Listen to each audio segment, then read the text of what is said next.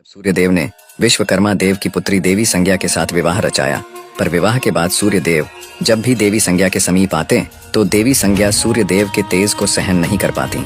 समय यूं ही बीतता गया और फिर कुछ वर्षों के बाद देवी संज्ञा ने वैवस्वत मनु, यमराज और यमुना जैसे तेजस्वी संतानों को जन्म दिया। पर अक्सर संज्ञा सूर्यदेव के तेज से परेशान ही रहती और एक दिन देवी संज्ञा ने फैसला किया कि वह सूर्यलोक से काफी दूर जाकर तपस्या कर सूर्यदेव के तेज को झेलने योग्य बनेंगी, तभी सूर्यलोक वापस लौटेंगी। पर उन्हें अपने नवजात संतानों की भी देखरेख करनी थी और साथ ही देवी संज्ञा चाहती थी कि उनके सूर्यलोक छोड़ने की बात सूर्यदेव को पता न चले। फिर देवी संज्ञा ने अपने सिद्ध से अपने ही जैसी दिखने वाली खुद की छाया प्रकट की और उनका नाम संवर्णा रखा और उन्हें सारी जिम्मेदारी सौंपकर तपस्या करने किसी अज्ञात वास पे निकल पड़ी। इसके बाद सूर्यदेव जब भी अपनी पत्नी के समीप आते तो उनके तेज से देवी संवर्णा यानी कि देवी छाया पे उनके तेज का कोई असर न होता और दोनों खुशी खुशी अपने मिलन का आनंद उठा लेते। सूर्यदेव देवी छाया को ही अपनी पत्नी संज्ञा समझते रहे और समय यूं ही बीतता चला गया। फिर धीरे धीरे वैवस्वत मनु, यमराज और यमुना भी बड़े हो गए, जिन्हें कि सूर्यदेव ने उनके काबिलियत के अनुसार उनको अपना अपना कार्यभार सौंप दिया और खुद भी अपने कार्य में व्यस्त रहने लगे, जिससे कि देवी छाया अकेली पड़ गई। जिसके बाद देवी छाया ने महादेव की तपस्या करने का निश्चय किया और फिर महादेव की तपस्या में पूरी तरह से लिप्त हो गई। फिर यूं ही तेज धूप में तपकर भूखे रहकर तपस्या करते करते कई माह बीत गए और साथ ही देवी छाया ने तपस्या करते समय ही गर्भ धारण कर लिया था। और इसी बीच जब महादेव देवी छाया के सम्मुख प्रकट हुए और उनसे अपना वरदान मांगने को कहा, तब देवी छाया ने महादेव से अपने लिए एक असल जीवन का वरदान मांग लिया, क्योंकि वह सिर्फ देवी संज्ञा की एक छाया मात्र थी। दरअसल देवी संज्ञा के एक अरसे से सूर्यलोक वापस न लौटने के कारण अब देवी छाया के अंदर एक असल जीवन पाने की इच्छा जागृत हो चुकी थी। फिर महादेव तथास्तु कहकर अंतर्धान हो गए। फिर कुछ महीनों बाद देवी छाया ने एक दिव्य शिशु को जन्म दिया, पर वह दिव्य शिशु कुपोषित और काले रंग का हुआ, जिसे देख देवी छाया चिंता में डूब गईं। पर कुछ समय बाद उन्होंने खुद के मन को समझा लिया। दरअसल देवी छाया के भूखे प्यासे और कड़ी धूप में तपस्या करने के कारण ही उनके शिशु का रंग काला हुआ। साथ ही इसके पीछे उनके छाया होने का भी प्रभाव उनके शिशु पे ही पड़ा और यह दिव्य काले रंग का शिशु कोई और नहीं बल्कि स्वयं शनिदेव ही थे। फिर देवी छाया शनिदेव का लालन पालन यूं ही करती रहीं और एक दिन सूर्यदेव सूर्यलोक में स्थित अपने महल अपनी पत्नी से मिलने के लिए आए, जहां उनकी पत्नी ने उन्हें पुत्र शनि से मिलवाया और पुत्र शनि को सीधे सूर्यदेव के गोद में रख दिया। पर जैसे ही सूर्यदेव की नजर पुत्र शनि पे गई, वह पूरी तरह से हैरान हो गईं और क्रोधित भी। फिर पुत्र शनि को देवी छाया के गोद में वापस रखते हुए सूर्यदेव ने देवी छाया को बहुत ही धुतकारा। सूर्यदेव ने कहा कि इस शिशु में उनके कोई भी गुण मौजूद नहीं, न ही उनकी तरह तेज, न ही स्वस्थ और न ही रंग रूप, किसी भी प्रकार से ये उनका पुत्र हो ही नहीं सकता। सूर्यदेव ने पुत्र शनि को अपना पुत्र स्वीकारने से साफ मना कर दिया और गुस्से में वहां से चले गए, जिसके बाद देवी छाया अत्यंत ही निराश हो गईं। और यही वो दिन था जब शनिदेव और सूर्यदेव के बीच शत्रुता की एक बड़ी शुरुआत हो चुकी थी। सूर्यदेव ने अब अपनी पत्नी छाया से दूरी बना लिया था। फिर समय बीतने के अनुसार शनिदेव अब थोड़े बड़े हो चुके थे और अकेली पड़ चुकी छाया का एकमात्र सहारा भी बन चुके थे। शनिदेव पैदाइशी ताकतवर थे और इसका एकमात्र कारण उनके गर्भ में होने के समय देवी छाया का महादेव के लिए तपस्या करना था। तपस्या के प्रभाव के कारण ही शनिदेव पैदाइशी ताकतवर थे। ताकतवर होने के साथ साथ वे थोड़े गुस्सैल और शरारती भी थे। बेहद कम उम्र होने के बावजूद भी उन्होंने कई गंधर्वों को युद्ध में अकेले ही परास्त कर दिया था, यहाँ तक कि देवताओं को भी टक्कर देने लगे थे। शनिदेव अपने गुस्से का प्रयोग अपनी ताकत के साथ मिलाकर किया करते और इसीलिए वे बड़े से बड़े गंधर्वों और देवताओं को अपनी ताकत का लोहा मनवा चुके थे। शनिदेव के बचपन से ही इतने कठोर बन जाने के पीछे उनके पिता सूर्यदेव के प्रति उनके मन में पल रहा क्रोध ही था और उस समय शनिदेव का एकमात्र लक्ष्य सूर्यदेव से भी ज्यादा शक्तिशाली बनकर उनके घमंड को चकनाचूर करना था। फिर समय जैसे जैसे बीतता जाता, शनिदेव के अंदर सूर्यदेव के प्रति क्रोध और घृणा की भावना उतनी ही बढ़ती जाती और इसी प्रकार शनिदेव अब युवा भी हो चुके थे। फिर देवी छाया ने शनिदेव के दिन पर दिन बढ़ते गुस्से को शांत करने के लिए उनका विवाह चित्ररथ नाम की कन्या से करवा दिया, जो कि परम तेजस्विनी और साध्वी थी। विवाह के बाद शनिदेव सचमुच काफी शांत रहने लगे थे और एक बार जब शनिदेव अपने ध्यान मुद्रा में बैठे हुए थे, तब उनकी पत्नी चित्ररथ ने शनिदेव के सम्मुख पुत्र प्राप्ति की इच्छा व्यक्त की, जिसका शनिदेव ने कोई उत्तर नहीं दिया। तमाम बार अपनी इच्छा व्यक्त करने के बावजूद भी देवी चित्ररथ को शनिदेव की तरफ से कोई जवाब न मिला। फिर देवी चित्ररथ को शनिदेव का यह व्यवहार अपमानजनक लगा और फिर देवी चित्ररथ क्रोध में आकर शनिदेव को श्राप दे बैठी। देवी चित्ररथ के श्राप के दौरान शनिदेव यदि किसी को मात्र सिर्फ देख भी लें तो उसकी तबाही निश्चित थी, यानी कि देवी चित्ररथ ने उन्हें किसी को नजर उठाकर न देखने का श्राप दे दिया। ध्यान मुद्रा से उठने के बाद शनिदेव को अपने भूल का आभास हुआ और उन्होंने अपनी पत्नी को मनाने की बेहद कोशिश की, जिसके बाद देवी चित्ररथ को भी अपनी गलती का एहसास हुआ। पर श्राप को निष्फल करने की शक्ति देवी चित्ररथ के पास न थी और फिर इस घटना के बाद से शनिदेव अपना सिर नीचे करके चलने लगे। फिर यह बात पूरे ब्रह्मांड में तेजी से फैल गई और यह बात असुरों के गुरु शुक्राचार्य को भी पता चली, जिसके बाद वे असुरों के सेनापति राहु के साथ शनिदेव के सम्मुख प्रकट हुए और शनिदेव के इस श्राप को अपनी शक्ति बनाकर देवताओं के खिलाफ इस्तेमाल करने की सलाह दी। जिसके बाद शनिदेव ने शुक्राचार्य को खुद के स्वार्थ के लिए दूसरों का इस्तेमाल न करने की सलाह देते हुए साफ मना कर दिया और शुक्राचार्य समेत राहु को वापस जाने की सलाह दे दी। इसी बीच देवी संज्ञा पृथ्वी से सूर्य देव के तेज को झेलने योग्य बनकर सूर्यलोक वापस लौट आए और फिर उन्हें अपने पीठ पीछे हुए सभी करतूतों का पता चल गया, जिसके बाद वे देवी छाया पे अत्यंत ही क्रोधित हुईं और सूर्यदेव को सब कुछ सच सच बता दिया। जिसके बाद सूर्यदेव ने तो देवी संज्ञा के ऊपर अपना क्रोध व्यक्त किया ही, साथ ही उन्होंने देवी छाया और शनिदेव को सूर्यलोक से निष्कासित और अपमान कर बाहर निकाल दिया। जिसके बाद शनिदेव और माता छाया पृथ्वी की ओर चल पड़े और एक घने व सुंदर से वन में निवास करने लगे।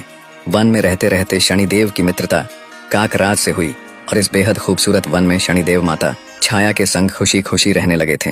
फिर समय बीतता गया और कुछ वर्षों के बाद सूर्यदेव को शनिदेव के इस निवास स्थान का पता चला, जिसके बाद वे शनिदेव के जान के दुश्मन बन बैठे और शनिदेव के निवास स्थान वाले वन में सूर्यदेव ने अपने मायावी तेज से आग लगा दी।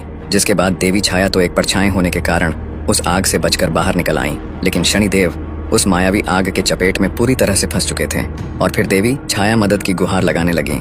फिर अचानक काकराज ने वन के ऊपर से आकर शनिदेव को अपने पंजों में जकड़कर काफी दूर अपने काकलोक ले गए और फिर काकलोक में आने के बाद काकराज ने शनिदेव को अपनी माता से मिलवाया और काकराज की माता ने शनिदेव को काकलोक में ही रहने की विनती की, जिस पे शनिदेव ने भी सहमति जताई।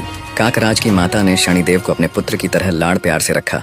फिर यूं ही समय बीतता गया और एक दिन यह बात इंद्रदेव को पता चली, जिसके बाद शनिदेव और काकराज की अनुपस्थिति में इंद्रदेव ने काकलोक पे हमला कर दिया, जिसके फलस्वरूप तमाम काक समेत काकराज की माता की मृत्यु हो गई। और फिर जब यह बात शनिदेव और काकराज को पता चली तो वे अत्यंत ही क्रोधित हो उठे और शनिदेव आग बबूला होते हुए अपनी ताकत को जगाते हुए उस ताकत का कुछ हिस्सा काकराज पे समाहित कर उन पे सवार होकर स्वर्गलोक की तरफ प्रस्थान कर बैठे और यहाँ स्वर्गलोक पे इंद्रदेव समेत सभी देवता नृत्य और सोमरस का आनंद उठा ही रहे थे कि तभी उन्हें दूर से बेहद जोरदार गर्जना भरता हुआ तीव्र गति से सामने आता हुआ काल के समान काक और उस पे सवार शनि नजर आया, जिन्हें देख स्वर्गलोक में भगदड़ मच गई और देवता युद्ध के लिए अस्त्र शस्त्र लिए तैयार हो गए। लेकिन शनिदेव स्वर्ग पे कदम रखते ही अपने तिरछी नजर से देवताओं को तो पहले शक्तिहीन बना दिया, फिर अपने आंखों की तेज रोशनी से उन पे प्रहार कर उन्हें फर्श पे पटक दिया। इंद्रदेव समेत सभी देवता शनिदेव के सामने इतने कमजोर हो चुके थे कि वे अपने अस्त्र शस्त्र को भी उठा पाने में असमर्थ थे।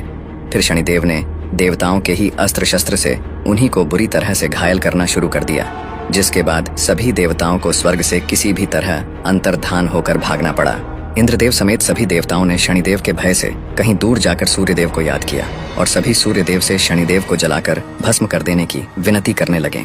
जिसके बाद स्वर्गलोक में सूर्यदेव का आगमन हुआ और सूर्यदेव ने शनिदेव को यह सब रोकने का आदेश दिया, जिसपे शनिदेव ने साफ इनकार कर दिया। फिर सूर्यदेव ने शनिदेव के ऊपर अपने मायावी घातक किरणों से प्रहार कर दिया, जिसे कि शनिदेव ने बीच में ही अपने आंखों की भयंकर ऊर्जा से तबाह कर दिया और साथ ही सूर्यदेव के ऊपर अपनी कुदृष्टि भी डाल दी, जिससे कि सूर्यदेव बिल्कुल ठंडे और काले पड़ गए, जिसके फलस्वरूप पूरे आकाश गंगा की रोशनी विलुप्त हो गई और हर जगह सिर्फ अंधेरा ही अंधेरा छा गया। जिसके बाद सूर्यदेव को भी स्वर्ग छोड़कर भागना पड़ा।